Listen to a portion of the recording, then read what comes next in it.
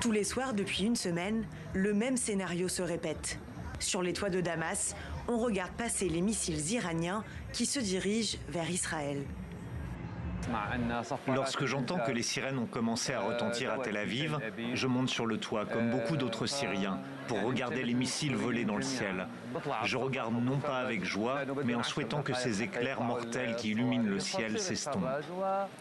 Les Syriens, spectateurs d'une guerre dont ils veulent se tenir à l'écart.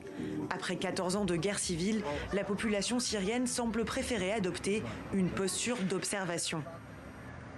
J'ai l'impression que nous pourrions être affectés par cette guerre.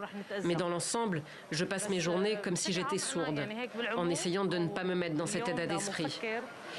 Je fais face à la situation avec une sorte d'indifférence. Si la plupart des États arabes ont condamné les frappes israéliennes contre l'Iran, ce n'est pas le cas de la Syrie. Le président intérimaire, Ahmad al-Shareh, est aussi resté silencieux face aux violations de son espace aérien par Israël. J'espère que nous pourrons nous débarrasser des régimes iraniens et israéliens, qui sont tous deux des systèmes dictatoriaux. Le peuple syrien a payé le prix de leurs actions, mais je compatis avec la population. Je suis de tout cœur avec le peuple palestinien, mais aussi avec le peuple iranien, qui vit sous une dictature, a beaucoup souffert et continue de souffrir. Le pouvoir actuel a critiqué à plusieurs reprises le rôle de Téhéran dans la guerre civile syrienne.